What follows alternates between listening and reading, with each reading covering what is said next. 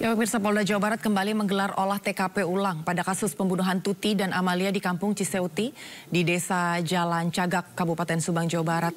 Apa yang akan digali dari olah TKP ulang ini? Kami juga sudah terhubung bersama Kabid Humas Polda Jawa Barat, Komisaris Besar Ibrahim Tompo melalui sambungan telepon. Selamat sore, Bang Ibrahim. Selamat sore, Mbak Andi. Assalamualaikum warahmatullahi wabarakatuh. Ya, waalaikumsalam. Ini ada hasil olah TKP ulang. Ada olah TKP ulang maksud kami pada kasus pembunuhan ibu dan anak di Subang. Temuannya apa saja, Bang? Iya, jadi pasca penetapan tersangka memang ada beberapa progres penyidikan yang dilakukan. Yang tentunya ini menyesuaikan beberapa keterangan dan bukti baru yang diperoleh ya. Nah, di mana salah satunya adalah melakukan olah TKP ulang. Nah, di dalam olah TKP ulang ini, kita membawa salah satu tersangka, Saudara D, untuk memberikan gambaran terkait dengan kondisi TKP pada saat kejadian. Nah, sehingga dengan situasi itu dia bisa menjelaskan bagaimana sketsa pada saat kejadian tersebut. Kemudian yang selanjutnya kita lakukan penyisiran terhadap area-area sekitar TKP, karena dimungkinkan ada alat bukti yang masih tertinggal di sana. Tetapi sampai dengan selesainya tadi kiat penyisiran, kita tidak mendapatkan alat yang bisa dijadikan alat bukti atau terkait dengan kejadian tersebut.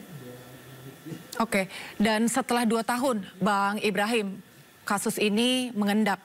Dan kemudian Danu sempat mengaku perbuatannya dan mengakui bahwa ia terlibat beserta dengan Yosep selaku suami dari korban.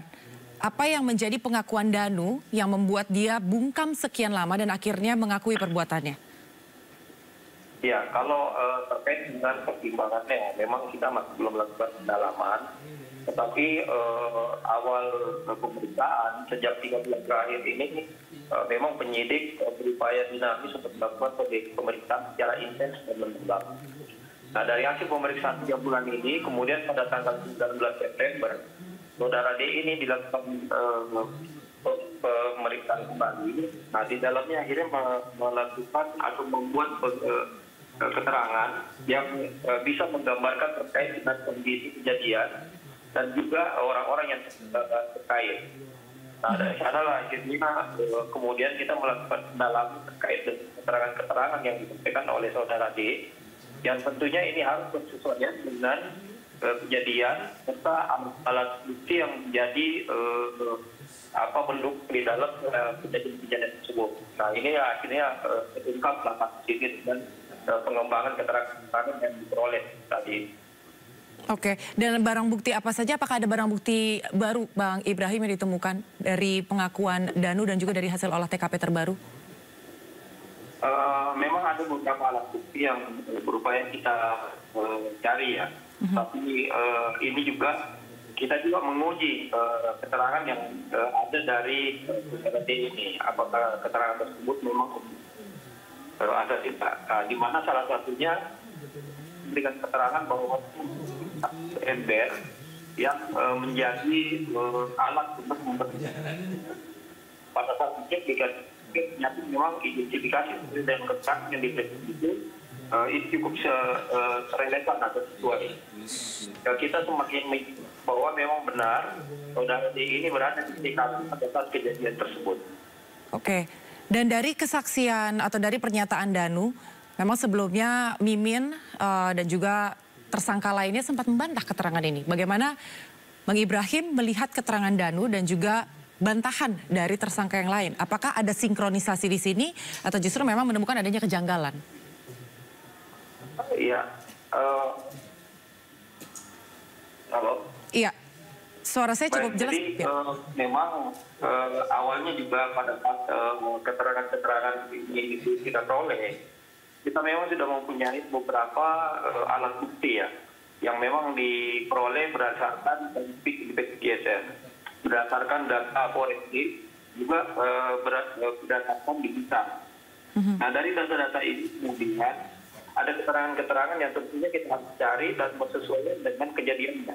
Nah, sehingga pada saat saudara ini juga memberikan keterangan, kita tetap menguji keterangannya, apakah memang ini bersesuaian. Namun dari keterangan yang diperoleh ini beberapa hal akhirnya meyakinkan penyidik. Nah, dari keterangan ini akhirnya dilakukan pendalaman kembali. Nah, jika tersangka yang lain memang tidak kooperatif dalam hal ini, kita tidak akan semata mengejar pengakuan dari para tersangka yang lain. Tetapi kita kan sudah punya alat bukti yang cukup kuat, sehingga ini bisa menjadi dasar bagi penyidik untuk meyakinkan dan menetapkan yang bersangkutan sebagai tersangka. Oke, berarti sebenarnya saat ini bisa dikatakan bahwa pihak kepolisian masih mendalami proses penyidikan terhadap tersangka. Dan kemudian apakah ada yang disampaikan dari Danu terkait apa yang ditawarkan oleh Yosep sehingga pada akhirnya Danu mau bekerja sama untuk membunuh ibu dan juga Amelia anaknya?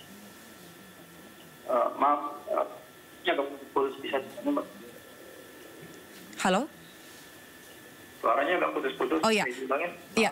Dari keterangan yang diberikan Danu, apakah ada didapati begitu Bang Ibrahim apa yang ditawarkan oleh Yosep selaku suami dari korban sehingga pada akhirnya Danu mau bekerja sama untuk membunuh ibu dan juga anak ini?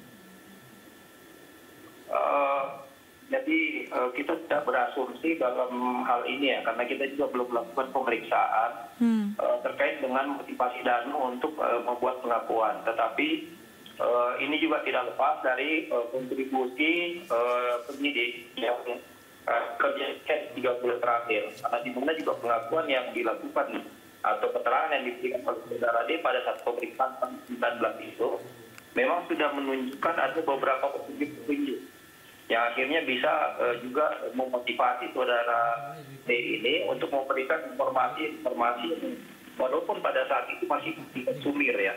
Iya. Nah, tetapi ini intensitas yang dilakukan pemeriksaannya akhirnya memang bisa dilihat bahwa saudara D ini bisa memberikan keterangan yang akurat ini nakatnya terkait dengan kejadian tersebut ya. Okay. Ini otomatis relate dengan alat-alat bukti yang ada ya. Baik, dan dari pemeriksaan dan pendalaman dari penyidikan terhadap tersangka Danu, saat ini sudah bisa disimpulkan belum Bang Ibrahim terkait dengan apa yang menjadi motif pembunuhan ini? Apa betul karena harta atau mungkin ada motif lain? Ya, jadi termasuk dengan motif, sekarang memang kita belum melakukan ekspos karena kita juga masih tetap melakukan pendalaman. Walaupun kita sudah mendapatkan beberapa petunjuk yang mengarah kepada suatu motif tertentu, tetapi agar ini lebih akurat dan akuntabel, nanti kita akan fixkan, baru kita info ke publik nantinya. Oke, baik. Untuk keterlibatan dari 5 orang tersangka yang kami ketahui dan kami dapatkan informasinya, apakah betul ada 5 tersangka yang sudah ditetapkan dan keterlibatannya sejauh ini seperti apa Bang Ibrahim? Ya, jadi beberapa petunjuk yang kita peroleh dan alat bukti yang bersesuaian, penetapan terhadap tersangka sudah dilakukan terhadap 5 orang. Namun untuk peran masing-masing ini juga termasuk dari informasi yang kita lakukan pendalaman agar lebih fix nantinya baru kita info kembali. Oke, berarti sampai saat ini masih mendalami motif dan juga masih melakukan proses penyidikan lebih lanjut. Apakah ada temuan lain Bang Ibrahim yang ingin disampaikan kepada kami dan juga kepada masyarakat karena mengingat kasus ini 2 tahun dan cukup lama ya untuk bisa menguak kasus ini? Ya, kita mohon maaf kepada masyarakat ya kalau memang proses kasus ini cukup panjang, tetapi itu semua dilakukan tidak lebih karena kehati-hatian dari penyidik agar tidak menjadi keliru dalam hal akuntabilitas penyidikan. Karena penyidik berusaha profesional, tetapi alhamdulillah ya keras selama cukup waktu lama akhirnya bisa membuahkan hasil dan insya Allah kita akan menuntaskan kasus ini dan akan mengekspos informasi ke penanganan kasusnya secara transparan. Oke, baik. Kami akan tunggu seperti apa nanti proses hasil penyelidikan lebih lanjut. Dan tentunya kami juga mengharapkan adanya keadilan yang akan diberikan kepada para korban dan juga kepada pelaku. Terima kasih Bang Ibrahim selaku Kabid Humas Polda Jawa Barat yang sudah bergabung. Selamat sore Bang.